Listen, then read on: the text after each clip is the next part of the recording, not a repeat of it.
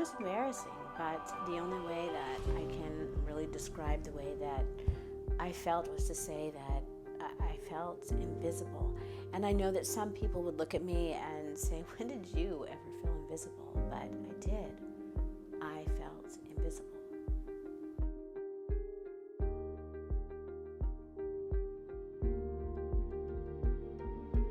One of the most devastating emotional traumas that we can experience as a human being is to not be seen or to be invisible in the eyes of the people that we love.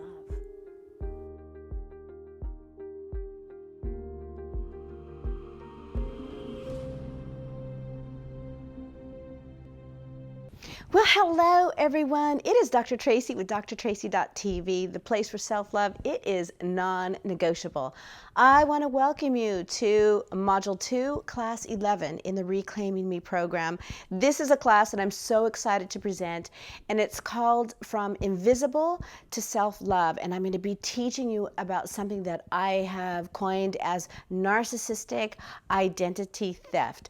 But before we get into the class, let me first give out some quick shout-outs. First off, to all of my WIN facilitators, thank you for being on the front line and helping women in the U.S. and around the world reclaim their life from this thing called narcissistic abuse. Secondly, I want to send out a big greeting to all of our current day students. I hope that you're enjoying the journey to self-love. And third of all, to all of our new attendees, I just want to say on behalf of our board of directors and our WIN facilitators and all the women who are in this program, we want to welcome you to the Reclaiming Me program. Allow me to introduce myself. My name is Dr. Tracy Kemble.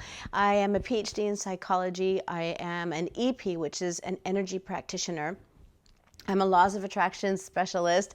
I'm known as a self-love recovery coach, but most important, I am a survivor of double-digit narcissistic abuse years.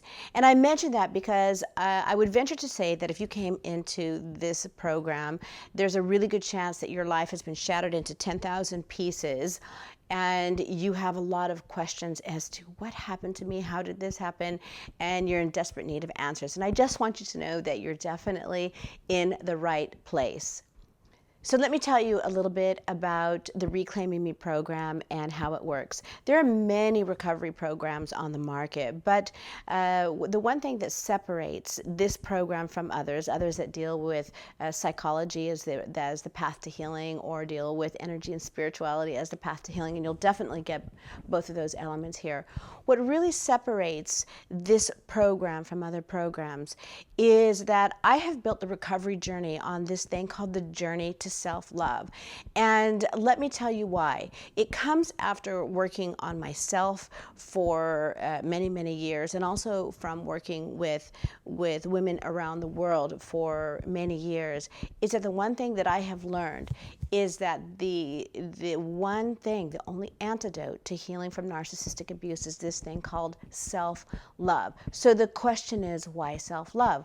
Well, to understand that, let me explain to you narcissism. So narcissism is what's considered a spectrum disorder, and what that means is that it goes from here to here. Now, in the middle here is what we all need, which is called healthy narcissism. And healthy narcissism is what allows us to keep the good in and the bad out. Well, as it heads on up the scale, the very first thing that it merges into is something called high narcissistic tendencies. And high narcissistic tendencies is just a very difficult and exhausting person. As it heads up the spectrum, it then merges into what's called narcissistic personality disorder. And this is a very problematic person. As it heads on up the scale, it then goes into what's called antisocial disorders, and these are formerly known as sociopath and psychopath. Well, I mentioned that, and these are the type of people we just need to completely stay away from. Well, I mentioned that because at the polar opposite of narcissism and PD rests this thing called self-love deficiency disorder. So one day I got this beautiful download that said, maybe I'm taking my healing from the wrong angle, because I spent years trying to heal from this whatever it was that I was going through, because it had no name at the time. because I did what I'm sure most of us did in the room for years, is that I looked at that situation and I was like, change, change, change, change, change, change, change. And I was completely powerless to change it because the only life I can change is my own. So I shifted my focus from trying to fix the narcissism to healing my self-love foundation. And what unfolded in front of my eyes was an amazing program that works. And the reason that it works is because where self-love is, it is impossible for narcissistic abuse to exist. So the next natural question would then be, well, what does self-love look like? Because we don't know what we don't know, right? Well, the best word picture that I can give you of self-love is to say that self-love looks like a boardwalk, where you know how a boardwalk has individual planks that guard each other side by side? Well, that's exactly what self-love looks like. It's not one plank that makes up self-love, but instead it's several planks that we build together to build what I call a steely foundation of self-love under your emotional feet so that we can learn to dance through life. Now let me connect some dots. Why was narcissism able to enter your life? The answer is because you were missing a plank in your self-love foundation. And so let me tie it back into the class now, is that what I do in the Reclaiming program is that every week I give you a new plank to set in your self-love foundation. I give you a tool on how to implement that plank so that you never have to suffer from narcissistic abuse again.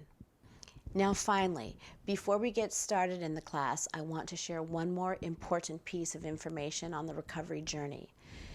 Narcissistic abuse, the best definition that I ever heard of narcissistic abuse, is when a narcissist targets a victim and slowly chips away at the victim's beliefs, thoughts, desires, needs. I'm going to point that one out today. To feed their self-esteem.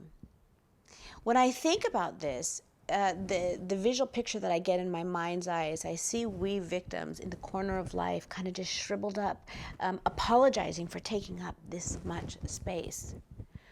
Well, the Reclaiming Me program is all about, step by step, us going back and reclaiming the emotional space, psychological space, spiritual space, emotional space, someday our financial space, our dream space, all the space that is rightfully ours as a human being. And why are we going to reclaim that space that's rightfully ours? Because MEMO from Self-Love Normaland, as a living, breathing, loving, living human being on this place called Earth, we have a birthright to take up so much space, to take up our space without apology. Okay, so now about this class. This class is called From Invisible to Self-Love. And this class is so important to me because, as I've said many times, by the time that I walked into recovery once again, and the therapist, the professional, looked at me and they said, "Why are you here?" The only thing that I could say to describe how I felt is that my brain felt like mush and I felt invisible. And that was actually at the time so embarrassing to say, and it was before the industry had names such as narcissistic abuse syndrome or narcissistic trauma. And I actually felt like a crazy person telling somebody that I felt invisible. Well, fast forward my life to what I know now.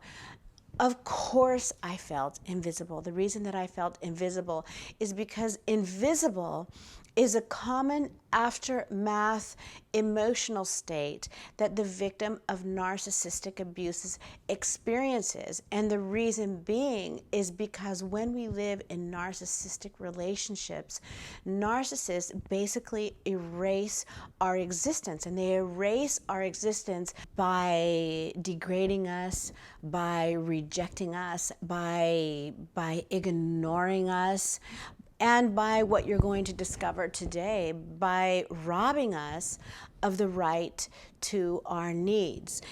Now, I know to somebody who has never experienced narcissistic abuse, some of these behaviors might seem benign, but to those of us who live it, they're not benign. And I'm happy to share with you that medical research is now showing that when we live with a person in an environment where we are not seen or where we are invisible, it actually can lead to forms of mental illness. What kind of mental illness? Well, depression, anxiety, and moving on up the scale to narcissistic personality disorder, cluster B personality disorder, and other things of that nature.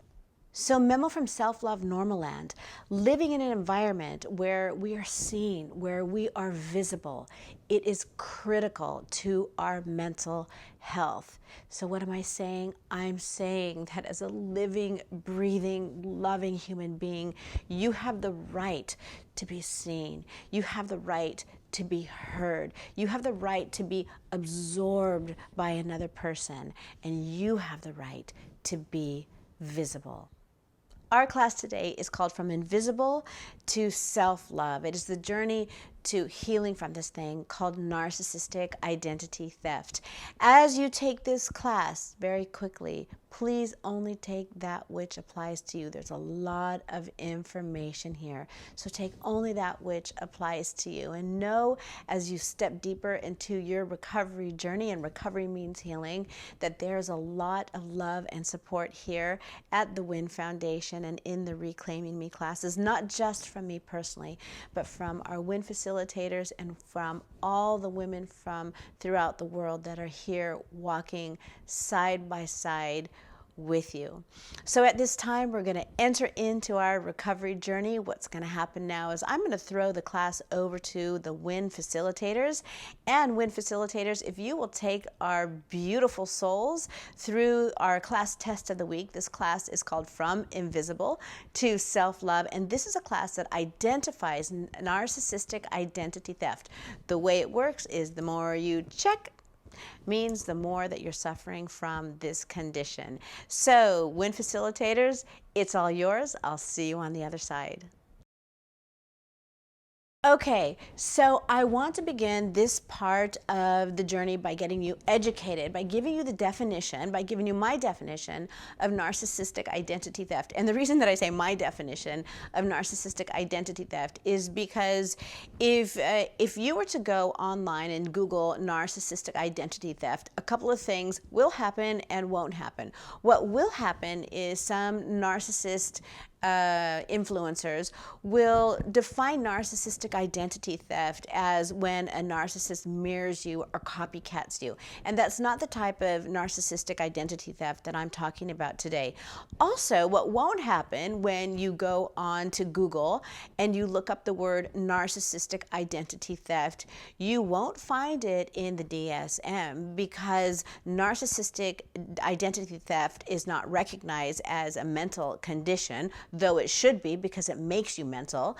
And then you also won't find it in the penal codes, because they don't consider it an official crime, but it should be registered as an official crime, because it is absolutely criminal when somebody erases your existence. So narcissistic identity theft, according to the dictionary of Dr. Tracy, is as such. Narcissistic identity theft is when a narcissist slowly chips away at your identity, meaning the things that make you, you.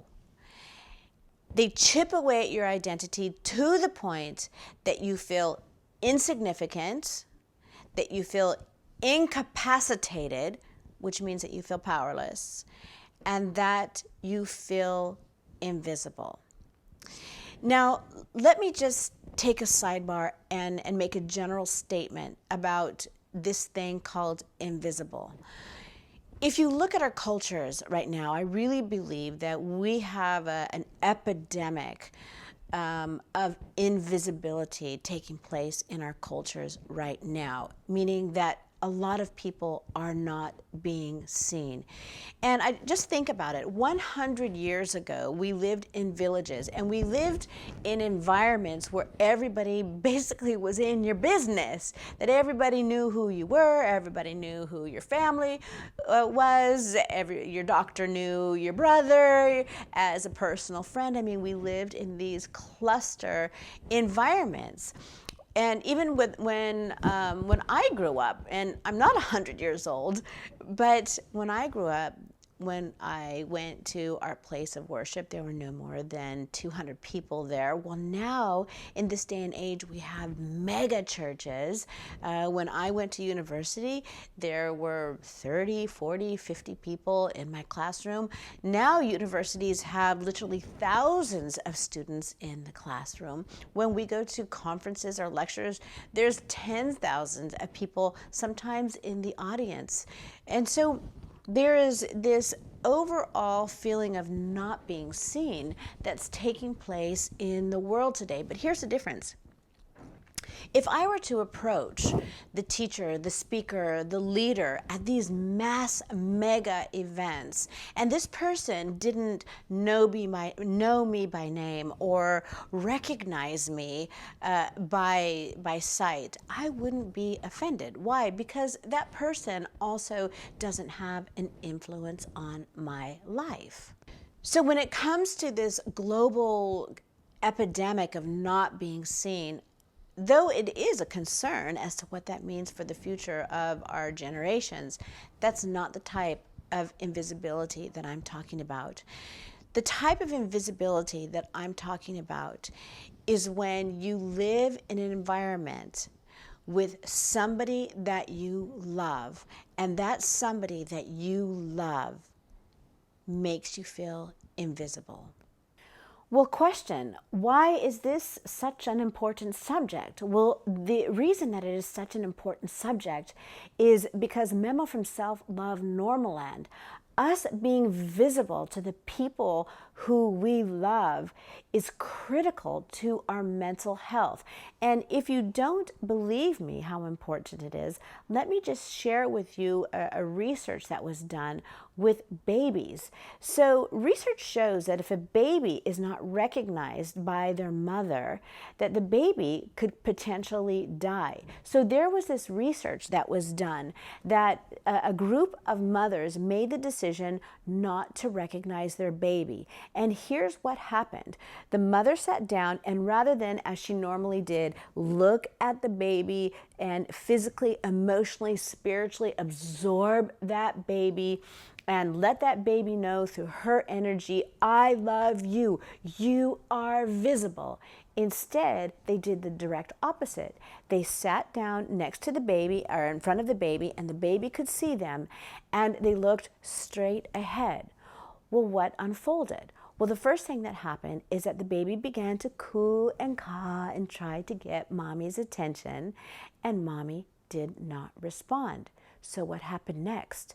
This denial of existence sent the baby from cooing and cawing into anger, and the baby began to scream and cry and get red and get frustrated, in which the mother responded with invisibleness. In which, where did it go from there? The baby then, feeling completely rejected, i.e. not seen, i.e. invisible to the person that this baby loved, it sent the baby into complete mental distress, where the baby began to have a complete mental breakdown, sobbing in deep anguish. Why? All because the person that this baby loved made them feel invisible. So the question then becomes, what's the difference? I mean, seriously, what is the difference if this is how we are affected as babies when somebody that we love ignores us? What makes us think that we're supposed to respond any different as an adult when somebody that we love ignores us?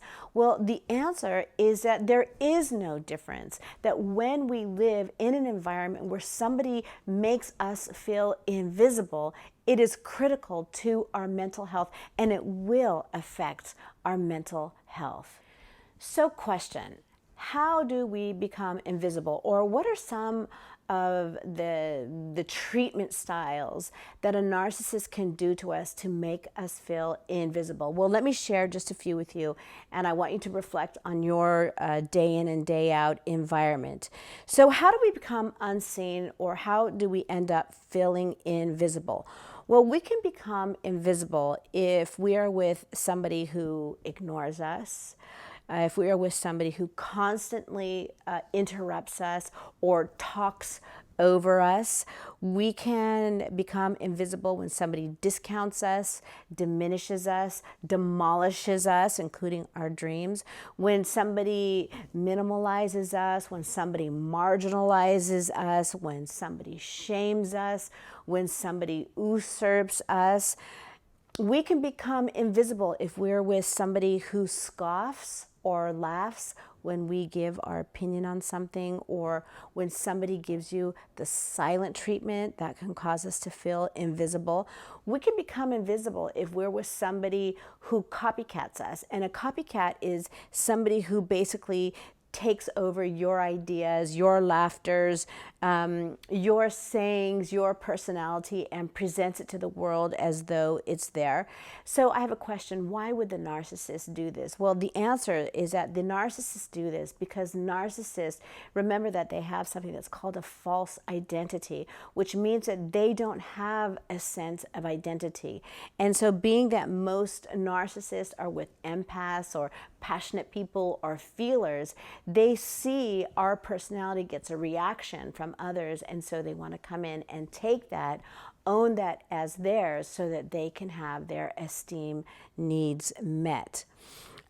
Feeling invisible can stem from, this is a big one, from punishments from the narcissist because you had a moment where your light shone brighter than them. You can become invisible if you take a punishment because you don't recognize them in everything that you do. You can become invisible if you are made into a trophy, or you can become invisible if you are that trophy perched up on the wall and suddenly it's just not good enough for the narcissist. You can become invisible when your no is not respected. So here is a memo from Self-Love Normaland that must become a must in your life.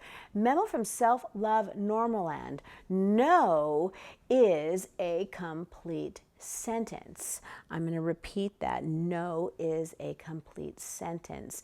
And one of the final ways that we can become invisible is through this thing called the discard, where literally the narcissist can throw you out or shut you down, or walk out of your life just like you're a piece of trash. But there is also another way that we can become invisible, because believe it or not, if you are an adult living with a narcissist who's making you feel invisible, this is not the first time that you have experienced invisible. The seed to you being invisible was probably planted originally in your childhood if you experienced any type of what's called a problematic parent.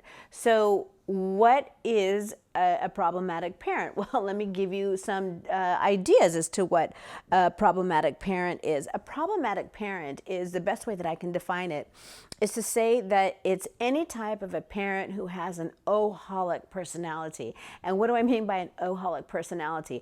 I mean if they were a rageaholic, if they were a depressed-aholic, if they were an alcoholic, if they were a negaholic, if they were a foodaholic, if they were a workaholic, if they were a sexaholic, if they were a religious-aholic, and of course if they were a narc-aholic.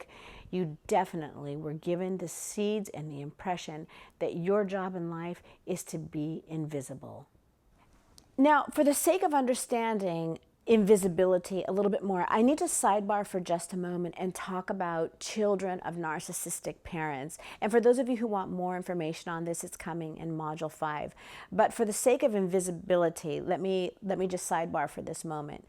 Research is showing that there are three types of children that stem from a narcissistic childhood environment.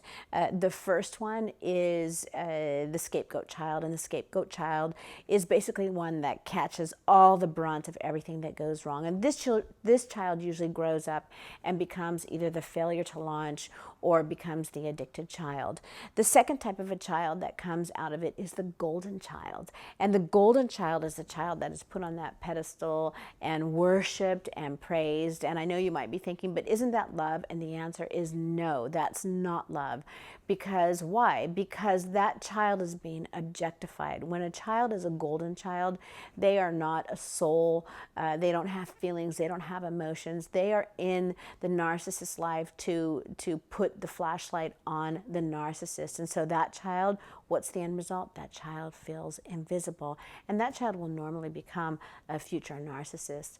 The third type of a child that comes out of a narcissistic family is called the invisible child. And this is the child who either was completely neglected because of the chaos of the other child and the golden of the other child, that this child just disappeared, or out of sheer survival, this child just learned to become invisible and go inside of him or herself to simply survive. Well, the question then becomes, what happens to these invisible children as they migrate into adulthood? Well, if they don't seek recovery, and recovery means healing, that these invisible children will become what are called invisible adults. And here is where the challenges begin. They are invisible adults that have imprinted on their emotional system these big signs over our head that say what? I am invisible. And now I'm going to connect energy into this. The universe has universal laws, and one of the universal laws out there is that basically it says what I give out, the universe will equally match with me. So what I give the universe will match with me. So now I'm going to answer your question. Why in the world did I attract a narcissist in my life? And the answer, you attracted a narcissist in your life, is because of the fact that you, as this invisible child, has migrated into your adult life as an invisible adult, and the vibration that you're sending out into the world is I am invisible. And on the opposite end of that attraction is probably a golden child who also says I am invisible. And as the universal law works, like attracts like, and there we have it. Two invisible souls have aligned with each other and feel like they're the perfect match. But that couldn't be further from the truth, because a narcissist is the worst match for our invisible soul, because of the fact that initially they come into our life and they love bomb us and make us feel visible, and then they discard us to make us feel invisible, but we stay in the cycle out of the desperation, hoping that we will someday be visible again to somebody that we love, and yet we stay because of the familiarity, the normality that invisible feels like. Memo from Self-Love Normaland. If your normal hurts you, you need to change the definition of normal. So the question now becomes, how do we heal? And this is the stuff I love teaching, and I'm going to tell you how. We lay in our foundation of self-love this missing plank that is called visibility. But I'm not talking about physical visibility. I'm talking about something that I call emotional visibility, or what I prefer to call emotional identity. So the next question is, what's emotional identity? And let me describe it to you like this. When you look into the emotional mirror of life, who looks back at you? Meaning, what do you represent?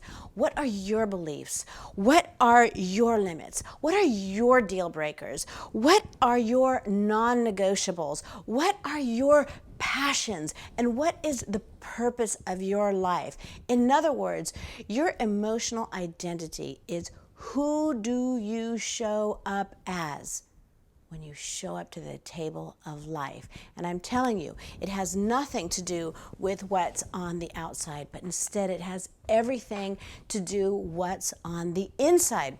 So then the next question becomes, well, how do you build this thing called your emotional identity? Well, I was thinking about this the other day, and I was looking at my life from when I went from being an invisible person to becoming visible, and I identified 4 different things that I really feel help build the infrastructure that creates our emotional identity. And I just want to say that it's much like building a house, that it takes more than one element in order to build the house. We need the bricks, we need the mortar, we need glass, we need metal. Well, that's what it takes to build that inner core of our being that I call our emotional identity, that gives us the power to show up in life with a present state of being. So I've identified these 4 things. Number 1, you need to build a steely foundation of self-love under your emotional feet, which you're already doing by attending these classes.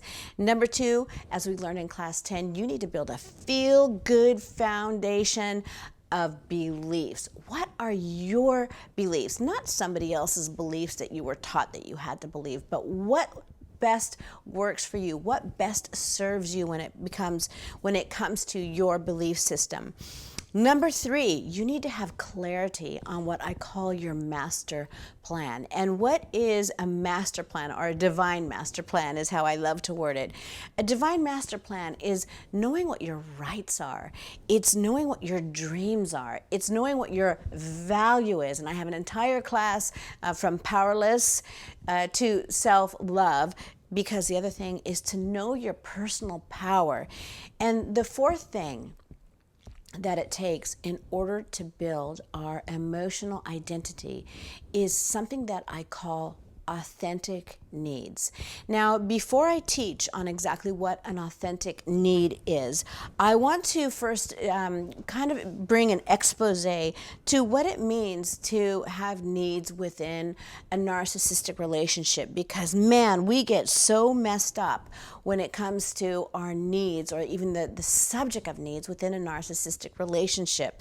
Because the thing about it, when we are in a narcissistic relationship for so long, our needs basically get erased from our emotional wellness. And the way that they begin to erase our connection with this very important thing called needs is that it first starts out by them telling us that our needs are selfish.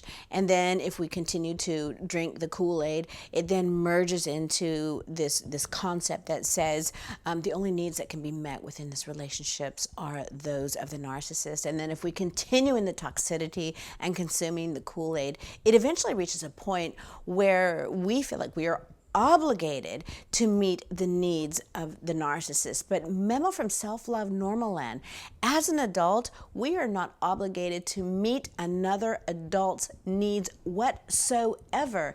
In Normal Land, from mature adults, the rules when it comes to healthy needs is your needs are your responsibility and my needs are my responsibility.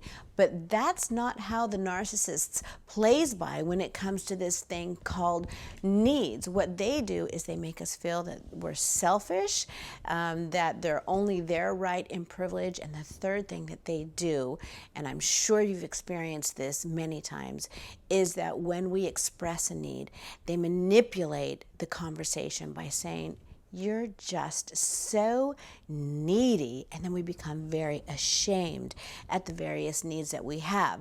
But let me tell you why that happens, because there is a very big difference between neediness and needs. Neediness is something that is very low vibrating, and healthy needs is something that is very high vibrating. And the only way that we enter into the negative place of neediness is that we have abandoned our authentic needs. So, memo from Self-Love Normal Land, if you find yourself in a state of desperate neediness, that is a clear tell sign that you have abandoned your emotional identity and you need to get back to your authentic needs. So let me give you a case in point. How many of you have been on the receiving end of the silent treatment, which is one of the worst forms of torture a person can endure? And when you're in the middle of this silent treatment, how many of you slipped into a state of neediness where your neediness said, I have got to end this torture no matter what? Well, what's the difference between neediness and having authentic needs? The difference is that neediness will only take you right back into the cycle of pain and keep you from your authentic self, because neediness says, I need this punishment to end. And what we do to make the punishment end is that we give our body for sex just to try to make it end when we don't want sex. We apologize for things that we've never done. We beg for somebody to give us attention and respect and kindness, and we compromise our dignity just to be loved again. That's what neediness does. On the other hand, when you learn to operate from a non-negotiable of healthy needs, here's the thought process behind that.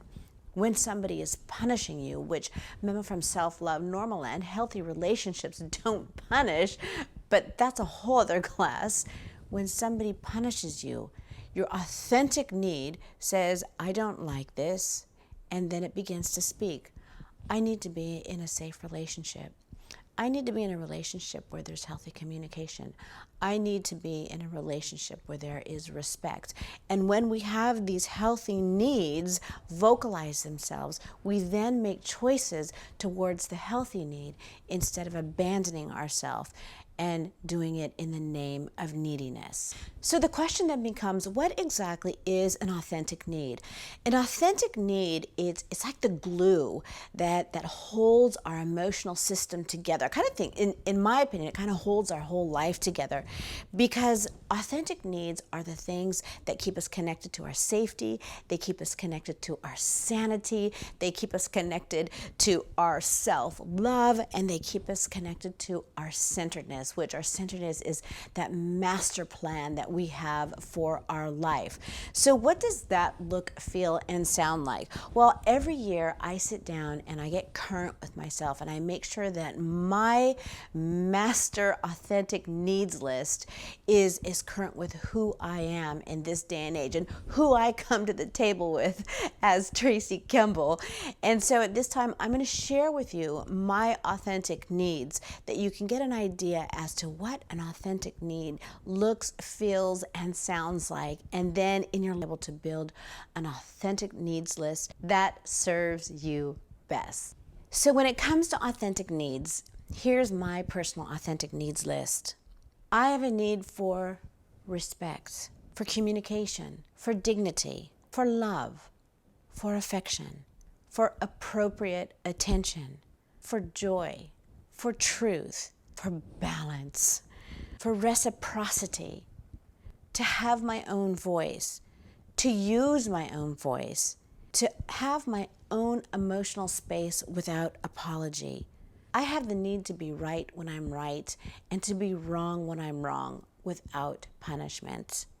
I have the need to have the right to say yes and the right to say no. And I have the need to change my mind if I need to change my mind. I have the need to be playful and to not be around abusive people. I have a need to have a balanced, energetic exchange between the people in my life who I let into my life. I have a need to make my own decisions. And I have a need to not fight for my space, my voice, or my place in life. I have a need to work in a career that I am gifted for and that I fully enjoy. I have a need to be strong when I'm strong and weak when I'm weak. I have a need to know certain things and just simply not know certain things. I have a need to use my own brain now that it's not mush anymore. I have a need to feel my emotions and express them if need be. I have a need to be heard and to be visible without punishment.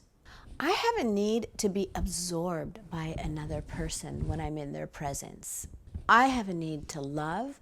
I have a need to be loved. I have a need to touch. I have a need to be touched.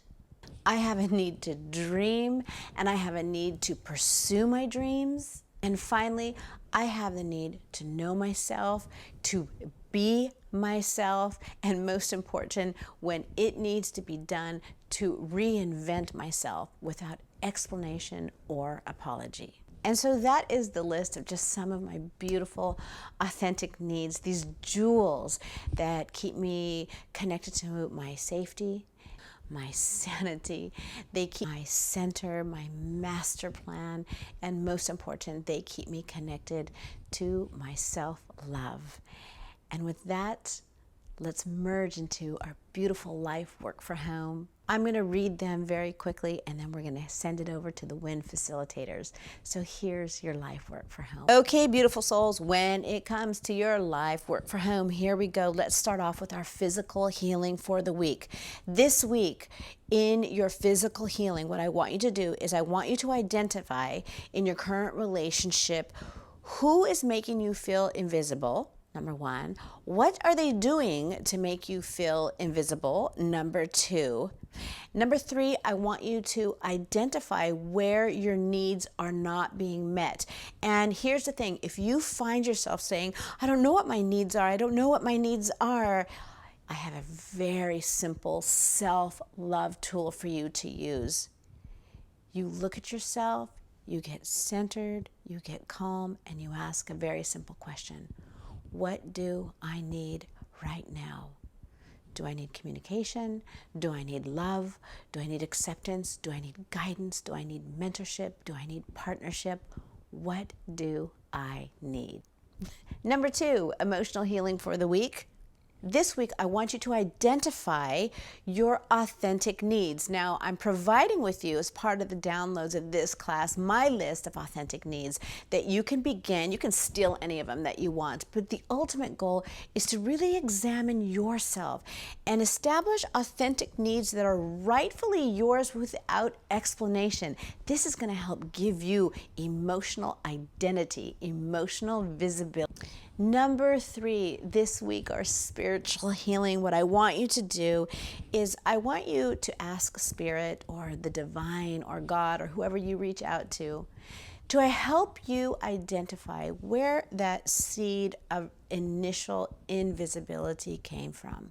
And then once you identify where that seed is, where that child is, in your mind's eye, I want you to approach her, and I want you to get eye level with her, and I want you to take her hand, look deep into her eyes, and say this: hi, I see you. And finally, our scientific healing for the week when it comes to the T tool and for being invisible and for not having your needs met anymore. What don't you want? That's called the contrast, but more important, to manifest the life that we want. What do you want when it comes to visibility? So at this time, what I'm going to do is I'm going to throw the class over to our WIN facilitators, who are going to answer any questions that you may have about the life, work for home, and then lead you through collectively as a group the beautiful T tool where you can discover more of the you that you want to be. My beautiful souls, it has been a privilege for me to lead you down this next step on the journey to self-love, a place that we call reclaiming what is rightfully ours, our visibility. I'll see you guys next week. Lots of love.